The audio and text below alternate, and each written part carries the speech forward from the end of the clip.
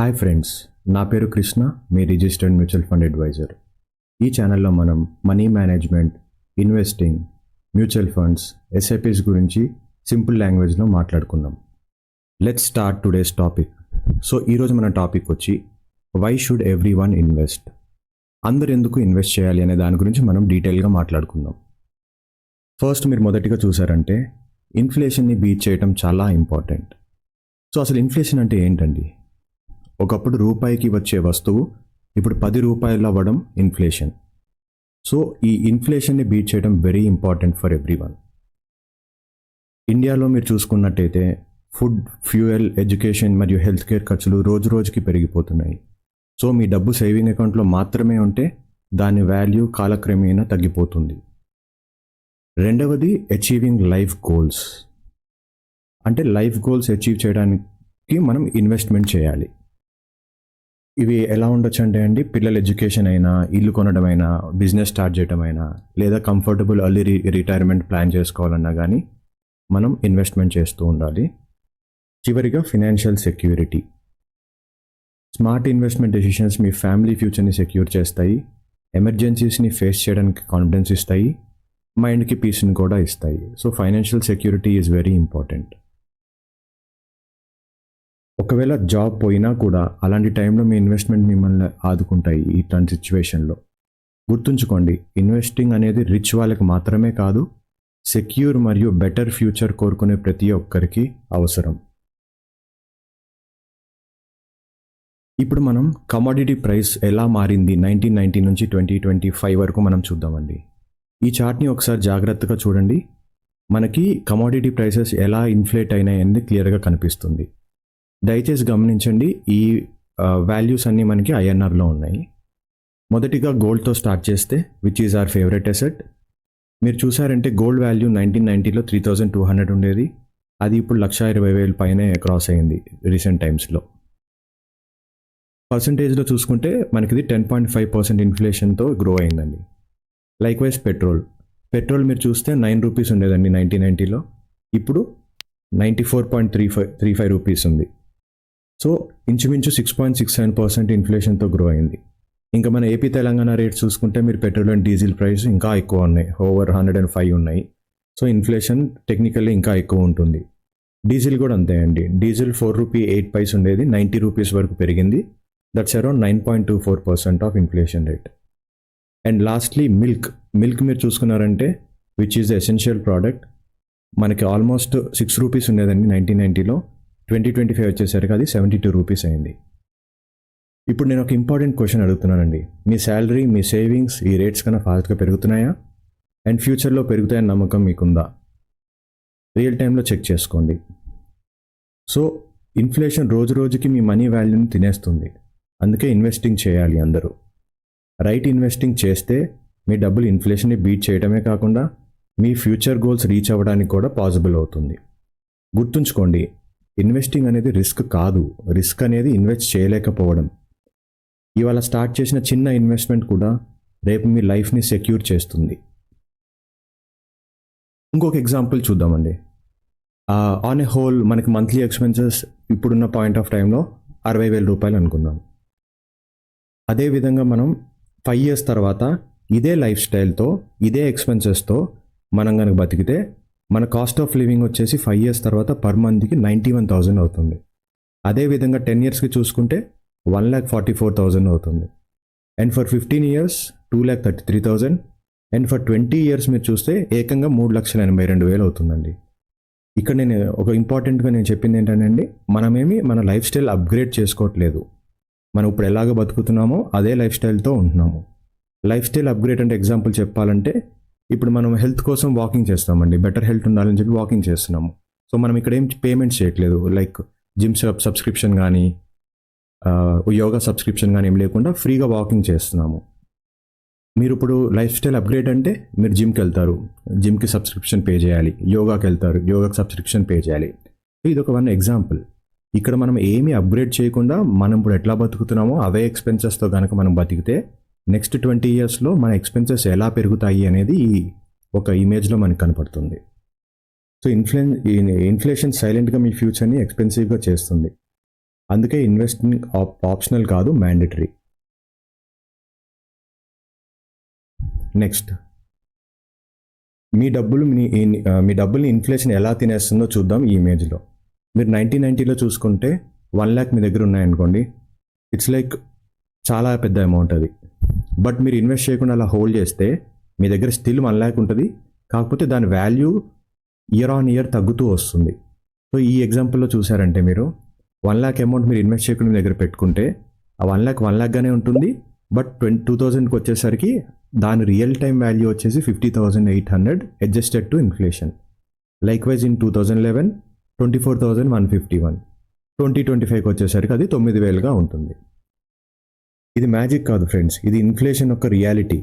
ఇది ఎవరు గమనించరు. ఇన్ఫ్లేషన్ అంటే మీ డబ్బు ఉంటుంది కానీ పర్చేజ్ చేసే పవర్ ఉండదు. ఓకే, సో ఇప్పుడు మీరు అనుకోవచ్చు బ్యాంక్లో ఎఫ్డి ఉంది, సేవింగ్ అకౌంట్లో మనీ ఉంది, ప్రాబ్లం ఏం లేదు కదా అనుకోవచ్చు. కాకపోతే ఇన్ఫ్లేషన్ యావరేజ్గా మనం 5 to 7% అనుకుంటే మీ నెట్ రిటర్న్స్ కూడా అదే విధంగా పెరగాలండి, లేకపోతే మీరు లాస్ అవుతున్నట్టు లెక్క. నెట్ రిటర్న్ అంటే ఇక్కడ ఏంటంటే అండి, టోటల్ మీకు ఏదైతే రిటర్న్ వచ్చిందో minus taxes and minus expenses if any on the total return. అందుకే చెప్తున్నా friends, only saving is not enough, investing is also very much mandatory for every one. Next ఈ ఇమేజ్ చూడండి. ఇది ఒక క్వశ్చన్ మార్క్లా కనిపిస్తుంది కదా, కానీ ఇది నార్మల్ క్వశ్చన్ కాదండి. ఇది మీ లైఫ్ మిమ్మల్ని అడిగిన క్వశ్చన్. ఆర్ యూ ఇన్వెస్టింగ్ అని అడుగుతుంది, are you securing your future అని మిమ్మల్ని క్వశ్చన్ చేసుకోమని అడుగుతుంది.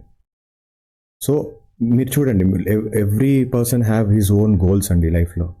సో ఇప్పుడు మీ గోల్స్ ప్రకారం మీరు చూసారనుకోండి, చాలామందికి ఎలా ఉంటుందండి, ఒక ఓన్ హౌస్ ఉండాలి, కార్ ఉండాలి, ఓన్ కార్ ఉండాలి అనేది బేసిక్ కోరిక. బేసిక్ అంటే ఇప్పుడు అందరికీ మినిమం అయిపోయిందండి, ఇల్లు ఉండాలి, కార్ ఉండాలి అనేది మినిమం అయిపోయింది. రేట్స్ మీకు తెలుసు కదండి, ఇప్పుడు ఎలా ఇన్ఫ్లేట్ అయిపోయినాయో, ఎలా పెరిగినాయి రేట్స్ మీకు అందరికీ తెలుసు.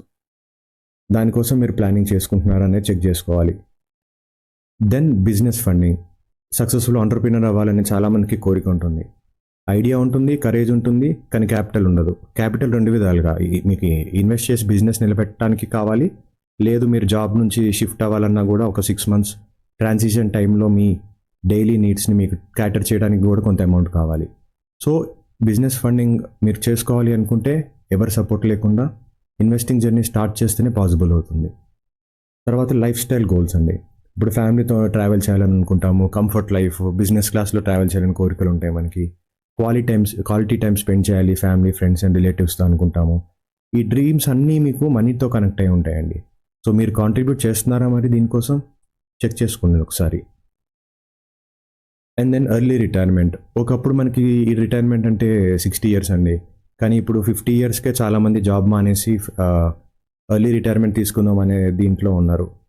సో ఈ ఫైనాన్షియల్ ఫ్రీడమ్ ఎంజాయ్ చేయాలంటే డబ్బు కోసం మీరు పనిచేయకూడదండి, డబ్బు మీకోసం పనిచేయాలా మీరు చేయాలి.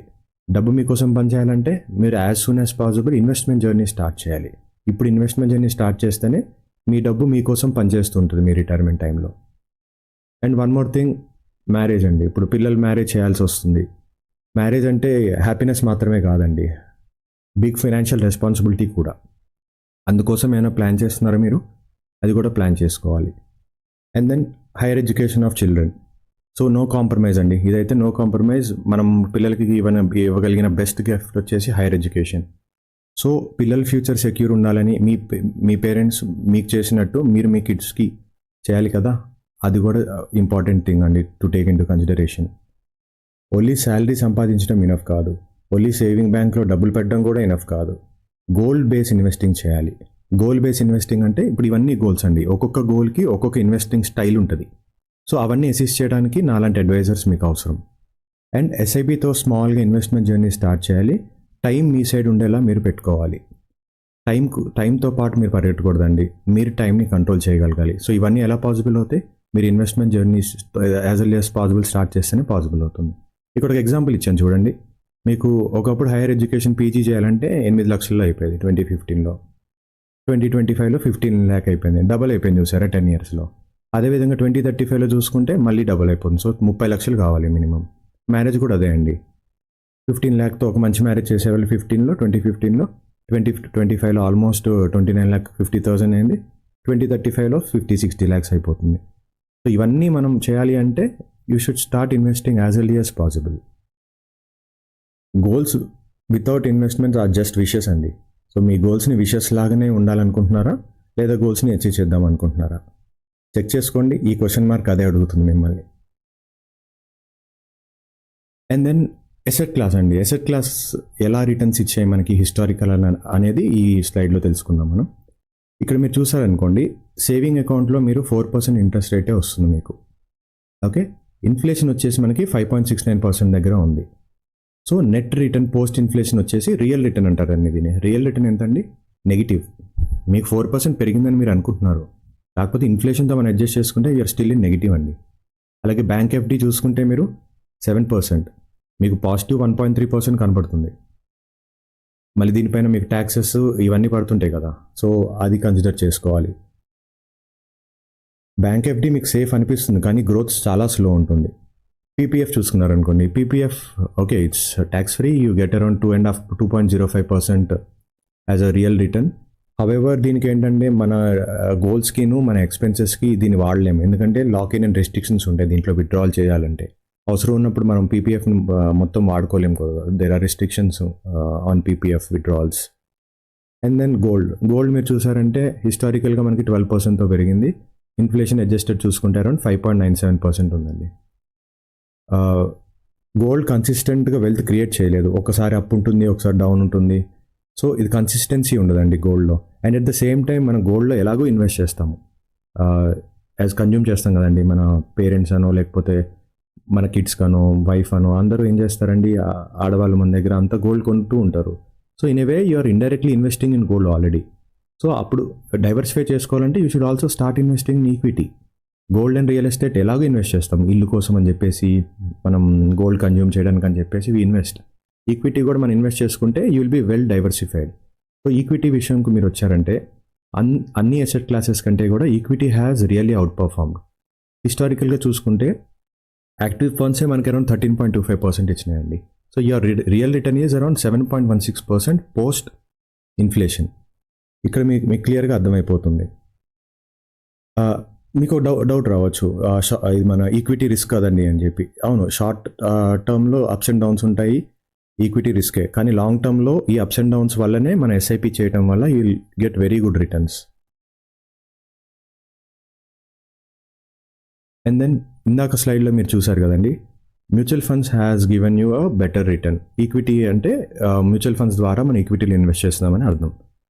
ఐరనీ చూసారా ఇక్కడ, 44% విచ్ ఆఫర్ జస్ట్ 4% ఆర్ 7%, ఆ అసెట్ క్లాస్లో 44% ఆఫ్ పీపుల్ ఆర్ ఇన్వెస్టింగ్. అంటే ఎఫ్డి అండ్ సేవింగ్ అకౌంట్లో 44% people money liquid cash hold చేస్తున్నారు. ఐరనీ చూడండి, mutual fund is the asset class which offered almost ఎంతండి, ఇందాక మనకి net return close to 7%, but still only 11% of people are just investing in mutual funds. Okay, ఇక్కడ మీరు చూడండి, మిగతావి కూడా మీరు కన్సిడర్ చేశారంటే లైఫ్ ఇన్సూరెన్స్లో చేస్తున్నారు which is more than mutual fund. Small saving అంటే చిట్స్ అలా చేస్తూ ఉంటారు. And then 3% is like other small investments. So మీరు ఆన్ ఏ హోల్ చూసుకున్నారంటే the asset class which has outperformed all the asset class is only having 11% contribution. మనం ఈ బ్రాకెట్లో పడడానికి ట్రై చేయాలండి to have very good returns. Mutual ఫండ్లో మాత్రం only 11% డబ్బు ఉంది అంటే అర్థం ఏంటండి, మనం గ్రోత్ ఆపర్చునిటీస్ని కూడా ఇగ్నోర్ చేస్తున్నాము, అంతే కదండి. ఇప్పుడు మనం ఇక్కడ సేఫ్ ఉందని మనం సాటిస్ఫై అయిపోతున్నాం, but mutual funds are giving you very good growth and returns. So ఇది మనం ఇగ్నోర్ చేస్తున్నాం, ఇది జాగ్రత్తగా చూసుకోవాలి మనం. సో మీ ఇన్వెస్టింగ్ జర్నీ ఇవాళే స్టార్ట్ చేయండి. ఈ కనబడుతున్న నెంబర్కి కాల్ చేయండి ఫర్ ఫ్రీ అడ్వైజరీ.